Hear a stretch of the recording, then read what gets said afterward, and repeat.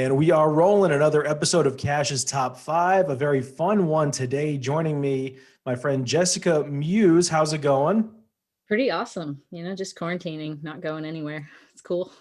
I was going to say quarantine has been difficult for everybody, but for somebody like you, who I will introduce you as American Idol top 4 finalist, you have an album out, you're a gamer, you're a certified physical therapist. I mean, you're literally a Renaissance woman. And so you have all these hobbies and things you're into and, multiple careers going on, but you had to shut all of that down. That can't be easy, I would imagine, right? No, but I will say I think that for me versus a lot of people, it has probably been a tiny bit easier to adjust to like the whole quarantine isolation life, just because I'm super introverted and I have to recharge anytime I hang out with people. Mm-hmm. And so it's helped me to really ground myself and look in the mirror and I guess grow. Sure. Yeah. And the next time that you're able to get on stage with a crowd, you'll probably appreciate it maybe a little more than before because you've had all this time to recharge and you get to be in your shell. It's time to bust out of the shell every once in a while, right? I think I'm probably going to be like, oh my God, when I start hearing people clapping in real life again. I'll be like, what is that? What are you doing? Like, oh yeah, I forgot, that feels great. Yeah, I'm used to like the Twitch shows and stuff. And then I'm like, I imagine you're clapping. And I see the emotes bouncing around and I'm like, yeah, there we go. Yeah. Well, I was curious what you were going to pick because I knew I wanted to do a top 5 episode with you. And because you have so many interests, we'll probably end up doing more than one. But the one we have today, I think is a great one because, again, you stream on Twitch. You are a certified gamer for sure. We are doing our top 5 favorite video games of all time. Yep. All right, well, let's get it kicked off. What do you have at number 5? My number 5 is Zoo Tycoon. Zoo Tycoon? Yes, I grew up. That was one of the first games that I played. That, and actually, I'm going to write this down for later. Oh, yeah. So Zoo Tycoon, you build a zoo, and I knew all the cheat codes. And they had all these expansion packs. Like you could have the dinosaurs and Marine Mania. And I love dinosaurs, so I got that one like immediately. Mm-hmm. And then you can mess with the people and throw them in the enclosures, and like the T-Rex would eat them. And the rating for your zoo would go down, but then you could plug in the code and be like, haha, everybody likes it again. I knew the code for infinite money and infinite resources. Like it was great. I loved it. So I've never heard of Zoo Tycoon. We're going to put this out there at the jump that I'm not as much of a gamer as you are. I've played plenty of video games, but there's also plenty that I haven't. Is this similar to Sims? It sounds, or like Sim City? Like, have you ever played Roller Coaster Tycoon? Yeah, oh, yeah. It's like so that, but it's zoos. Okay. So it's like an offshoot. What console, what'd you play Zoo Tycoon on? That was on PC in the days of dial-up. So one move, you had to wait like 5 minutes for it to. And if someone got on the phone, I was like, get off the phone. Okay. So, and PC games back when we were younger, those were the ones that you literally could sit there for hours and hours if your folks let you, right? Oh, I did. I did. I definitely did.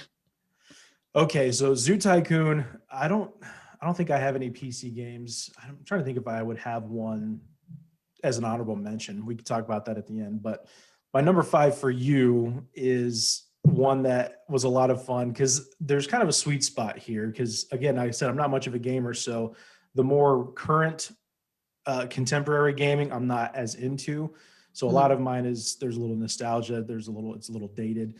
But my number 5 is a great football game. It's ESPN 2K5. That specific one, because there are people that are like, oh, it's the same game every year. It's not, because it's not a Madden game. That was also the year after the 2004 my Indianapolis Colts. Peyton Manning set the record that year. So the offense was basically like playing with a cheat code.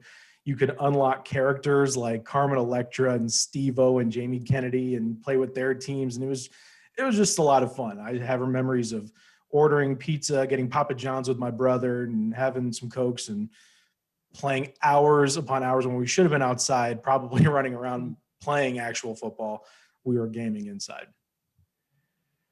Yeah, I noticed like the best thing about like this list that I have it's more than the game itself. It's a lot of the memories and associations I have with it. So like Zoo Tycoon reminds me of I was a kid. I didn't have taxes and I didn't think about any of those things, and it wasn't 2020. So I just have all these great memories about Zoo Tycoon, and it's just animals and dinosaurs. And that was like my biggest concern was, oh, these people don't like my fake zoo. Reset. Not even knowing what a tax was. God, that was I the did best. not know. I had no clue. All right. Well, moving right along, Zoo Tycoon at 5. What do you have at number 4? Number 4 for me is Crash Bandicoot Warped. Okay. I have volumes to say about Crash Bandicoot. Let me hear why that's your pick. So my brother and I used to play it because I'm a freaking spaz. And you know how some of the levels you have to run backward and you can't see anything and you're like, oh my God, oh my God. So there's one part where there's a triceratops running after you. And I would always have like a straight up panic attack. And my brother Cody and I would be playing. And when I couldn't pass a level, I was like, here you go, Cody, you do it. And he would do the levels that I couldn't do. And he and I beat the game together. So it was just like, it was really fun. It's one of the most stressful games I think I've ever played in my life, but I just love Crash Bandicoot, and I actually love it so much that I named my dog Crash after the game. You know, I was curious about that. I was a little upset when you got your pup and you named him Crash. I'm like, you could have gone with Cash. You threw that extra R in there. That's fine though. I'm not going to be too upset, but that is a great name for a dog. And I'm a little upset. Okay, here's my problem with Crash Bandicoot. I call him my brother, Mark. He's my best friend, and we grew up 3 doors down from each other. And so we've always considered each other brothers. I have a younger sister biologically, and she and I are close. He's an only child. So he grew up as an only child until I met him in 5th grade. So when I would go over to his house, I got to watch him play Crash Bandicoot. And anytime I was like, hey, could I play no, What? he's going to play. And so we had to work through that to where we finally got another. That's when like the football games were great, because then you had to play 2 controllers, 2 players. Right. Because it was just hours of me just that's not watching fun. him play. Yeah. So anytime Crash Bandicoot comes up, or if like Crash is in a meme, they use an image from the old game, I'll send it to him with a middle finger emoji. Like, yeah, I remember, dude. Oh, that's funny. That's hilarious. So I'm glad you have positive memories of you and Cody. Me and Mark, not so much with Crash Bandicoot. My number 4 for you is a little more updated, and it reminds me of college and high school for sure, because there are several iterations of it, but my favorite is Halo 2. Okay. I was not good starting out. I was the one that was killed a dozen times, and I had maybe 2 kills if I was lucky. Halo, the original Halo, I don't think I ever played. Halo 3 was huge when I was in college. I was with the 360. The maps were great, but you get 8 dudes at your buddy's house. You know, it's his birthday. We're, linked to a TV in another room. There's 4-on-4, and you're in lockout, and you're just going through trying to get the sword, and you're just taking on all. It was just so much fun, and you could play forever. You never got like. I still wish you could get online now and start up a Halo game, but the servers are old and nobody's playing it because they're playing new stuff or whatever. But yeah, that was the best. Halo 2 is my number 4. Halo's a good game. I like the music too. Oh yeah, like if you had to go stop and go do something, if it's on the screen, just leave the load screen on. Yeah, just let the music play. That's true. It was good. Oh yeah. Okay, your number 3. What you got? Final Fantasy X. Okay, so, I love Final Fantasy. There's what, 87 Final Fantasies at this point? How many There's are like there? 956. Yeah, around. But number 10, Final Fantasy X is your favorite. Specifically, 10 is my favorite because that was. I remember I walked by it. I was in Sam's Club, and I was just a little kid, and I didn't really have any friends, and I was kind of that. I was the black sheep for sure because we moved around a lot, so I was always the new kid. And I remember when PlayStation 2 came out, and we got one like immediately because my brother and I played. And I walked by Final Fantasy X at Sam's Club, and I was like, that looks cool. I'm going to get it. And I think I got it for like Christmas, and it was only $20. It was the greatest hits. So it had been out for a minute, but I just remember like Well, we went camping and my brother would go hang out and make friends and stuff, but I was like the little fat kid, so nobody liked me. So I just stayed in the camper. I'm not joking. I'm That's so serious. sad. It sucked. But they would call me like the little fat girl and they were not nice to me. And I was like, well, screw you guys, I'm gonna go play the PlayStation 2. So I went into the camper and I just played Final Fantasy X for the entire spring break. That's all I did. And I had the best time. And I will tell you that it also taught me how to use the Game Shark, and I used to program the cheat codes. So I would like, it's strategy, okay? It's not like cheating. No judgment from over here. Great storyline, amazing like folklore and all that from Japanese myth and everything. Like it's just so cool if you dive in and look at everything that was put into that game. Like they have Shiva from Hindu.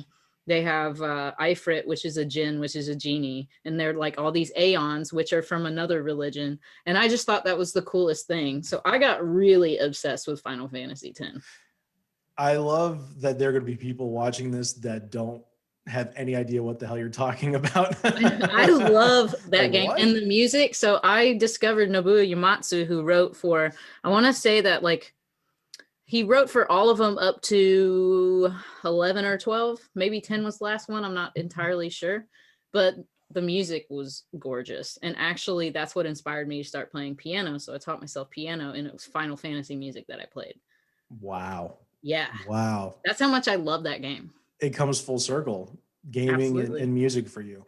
I think that's really healthy too, that you took such a traumatic time in your life and spun it into a positive, and now it's got happy memories and feelings attached to it, as opposed to that could have been the worst time of your life, being the black sheep overweight kid. But you're like, no, that was the best time because I got to explore this other world. That's amazing. Yeah, I was like, you guys are stealing beers out of people's coolers at the campground, and I'm gonna sit here and play this game. And later down the road, it's kind of cool in hindsight to see that because of that, I was inspired to teach myself piano because I didn't have a teacher. So I think it's pretty cool now looking back. Yeah, absolutely. My number 3 for you probably could have ranked higher, given like if you were to take, like when you die, I wish you could go back and see the stats of your life, like hours wasted doing this and how many pizzas you ate and Like a whatever. video game. I would love to know the amount of time I spent playing this game. My number 3 is Super Nintendo. It's Super Mario World. Okay. There's tons of Mario games. I get that. But that one specifically, it's the single world. And you get it's the one with the yellow cape, and there's the Choco Island, and you to beat Bowser at the end, you got to throw stuff on his head as he's flying around in this weird contraption. It's that one. And total nostalgia pick, 1990. So, I was two, basically born when that came out. Yeah. And just sitting with my dad, my little sister, when she finally came along, and we would just play. See, again, it's memories. Yeah. Yeah, it's the memories attached to it, and it's one of those things. I hadn't played it in forever. Like I played that when I was a kid, Super Nintendo. Your mom sells your Super Nintendo in a garage sale without asking you. You have a fight about it, you forget about it, and several years later, I moved in with a couple of roommates in Indy, and one of them, she had a Super Nintendo and had Super Mario World, and I was like, "Hey, Danny, can I just play that?" And they're like, "Oh yeah, sure, go ahead." Like I just moved in, and this was probably like a Sunday morning, and by 3:00 I'd beaten the game. They're like, "Did you just beat the game?" I'm like, that's awesome. I remember every trick, every move, and it's just such a fun game. That's awesome. Mario's always a great game. Yeah, I mean, there's definitely different divisions of games too. Some people only want the sporting games. Some people only want the open world, like Red Dead Redemption style or Vice City, Grand Theft Auto style. I've never really had a preference. To me, if a game's fun, it's fun. If it's not, it's not. So that's my number 3. For you, we've got Zoo Tycoon, we've got Crash Bandicoot Warped, we've got Final Fantasy X. What do you got? Your second favorite video game of all time? All right. So hear me out. Don't judge me. I really, really genuinely enjoy playing Fortnite. Okay. No judgment, only because I don't know what Fortnite is. I do know that it's popular amongst the younger crowd. Yeah, like a bunch of 9-year-olds. And Yeah. then me. Are you allowed to talk shit to them? Like, is that kind of like, I can you do look, I that? mute all of them. So my favorite thing about Fortnite is that it can be very community oriented, and actually it's one of the ones that I stream a lot because what I do is I incorporate a lot of people on my stream into the games. So it's really fun, and you can totally mute all the 9 to 13-year-olds, and it's wonderful because then you only talk to your squad. So I have Yeah. like a group of people and a couple rotate in and out, and we all just play it together and we have a great time. It's just it's like all these people that you meet, they become your friends because the gaming community is literally the best. And sometimes they live in like Canada. Like we had someone from Australia on the stream the other night. And I'm like, how cool is it that with a game like Fortnite, we can all play together and have a great time. And you genuinely are you're having quality time with one another. And you can make best friends that way. Yeah, absolutely. What do you guys do? Like, I don't know what Fortnite is. I'm aware of Okay. it. Okay. Are there missions? Are you going around killing, shooting people? What do you Yeah. do? Pretty much. Pew pew. Literally, like you're just going around murking people? Yeah, so it's really fun because it's a battle royale. So you're on a map with 100 players. You can play solo, duos, trios, squads, and there's a couple other modes, but I usually don't do those. Mhm. And my favorite is squads, so that's 4 people. And you run around the map, and there's a circle called the storm, and it closes and it's timed. So it basically makes you all in the same place. So you all have to kill one another, and someone has to win. Okay, that Awesome. does sound like a lot of fun. I probably It's need to get super into fun. Fortnite. Yeah. It sounds like Halo, but on steroids. It's very fun. And you can build, and like all these people who just start playing, everyone's like, I don't know how to build anything. And I'm like, here's a ramp. I'm so good at building ramps. And I have all these great clips of me when I get in panic mode when people are attacking us and I accidentally throw med kits at them. And I'm like, oh my God. It's great. It's hilarious. You'd laugh so hard. So, well, people can follow you on Twitch and watch you when you stream. Do you do your fans of your music find you and then follow you to Twitch? Do Twitch squad people find your music then? Like, are you able to kind of inform both fan bases, for lack of a better Yep. term? Yep. Everybody, if I always post about it and I tell people, like, if you want to watch, you can. You don't have to make an account to watch, but if you want to chat, you do. And Mhm. a lot of people from like Facebook on my music page and stuff have migrated over to Twitch and they'll join in almost every single time I stream. And it's really cool too because I can do like Thursday nights, I usually do a music stream. So it's not just gaming. So it's really fun. But yeah, there is a crisscross of demographics, I guess. That's pretty cool. That's awesome. Awesome. Um, my number two for you, my top two are razor thin. I don't know if it was difficult for you to pick a number one going away. Oh, I know Uh, my number one. to recap for you, I've got ESPN 2K5 at number 5, Halo 2 at number 4. My number 3 was Super Mario World on SNES. My number 2 could have been number 1. I mean, really, we're splitting hairs, but I had to be honest. My number 2 on N64, Zelda Ocarina of Time. Okay. That's a good game. It's a perfect game. I mean, it's just so much fun. It's kind of the open world concept. There's these Yeah. cool missions you got to do. There's side quests, kind of before side quests was a thing, that's really popular now. Like Mm-hmm. on the open world games, that was back when if you go collect all these chickens, you get a bottle of milk and all. Like it was the very beginning of that style of gaming. But when I found out that you could get like on a Nintendo DS, like a little handheld, you can go Yeah. download old games onto that. I'm like, I can play Ocarina of Time on the plane. Are you kidding me? Don't talk to me. I'm busy. It was just such a great game. And it was also one of those games. I don't know if they still do this. You would probably know better than me. But video games used to come with like legit books that you could like Oh read yeah. about the characters' backstories, and they really went into detail on why you were doing what you were doing. And you're kind of getting into the nerdy weeds at that point. But when Mm-hmm. you're 9 or whatever, and N64 is your life, there was nothing cooler, man. Did you ever get the giant strategy guides? Oh, 100%. The game Bibles, yeah. I totally have one for Skyrim. My dad, who is the true gamer, I will say he's played every console, he's had every game. He was the one. He's got a subscription to Game Informer, and he's got Oh, wow. a membership to GameStop. They know him there when he comes in. The 63-year-old dude. They're like, "Hey, Bill, he's going to be running the store when he retires." He goes in, he gets all the strategy guides and the booklets. Like that's where I kind of grew away from that. Not that I'm not anti-gaming, but he's Yeah. a gamer and I'm just kind of on the periphery. Like I enjoy it, but I'm not going to do it every day. Whereas that's his jam. And that was one that was a ton of fun playing with him. That's awesome though. I feel like your dad is probably my spirit animal. I'm going to show him your Twitch channel and he's going to be the white-haired guy tuning in to play Fortnite with you and all the kids. All the 9-year-olds. Yeah, he'll have to mute them. Zoo Tycoon, Crash Bandicoot Warped, Final Fantasy X.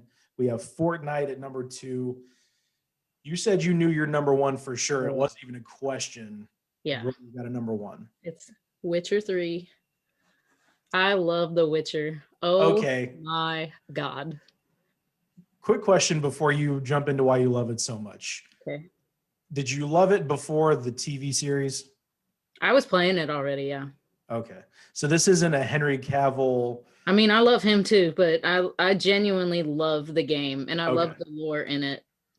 And I've been reading the books. My mom is obsessed with it as well. She also plays the game. Like I'll walk upstairs and I'll just hear her like fighting monsters. I'm like, oh, I guess mom's playing games again. Yeah. But yeah. Is that one of those games where a lot of it is you're watching, it's kind of like watching a movie and then you get back into it and play the game, or am I making that up? It can be like that because there's a lot going on. The story is amazing.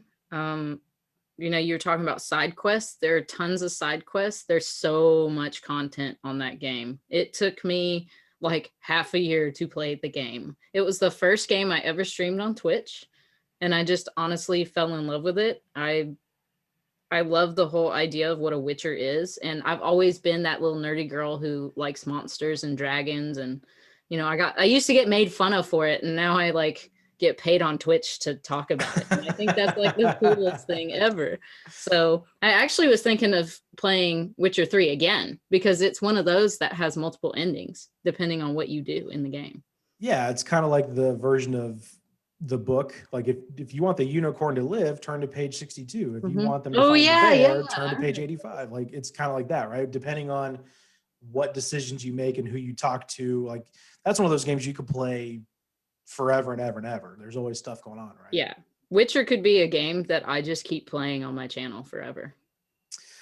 Well, that's a really strong 5. I love that how ours are so different. A lot of yours require an internet connection and mine require blowing into the cartridge to play. Kind of 2 sets of games. But my number 1 for you, again, I said this was razor thin. My number 2 is Ocarina of Time, but number 1 is also a Super Nintendo game. We're sticking in that range there, but mine's Breath of Fire. I never played that. So Breath of Fire, essentially it's Final Fantasy from what I understand. I've never really played Final Fantasy. It was huge amongst my guy friends that are gamers. We grew up playing Final Fantasy. But Breath of Fire, you're Ryu. You're this main character and you collect people that join your crew and you travel around this map and you fight monsters and you kind of stand 4 in a row and you take turns attacking the monster. It does sound like Final Fantasy. Yeah, it's very similar, but it's just so much fun. It was one of like, I still remember the game, the booklet, like I said, that would come with the game.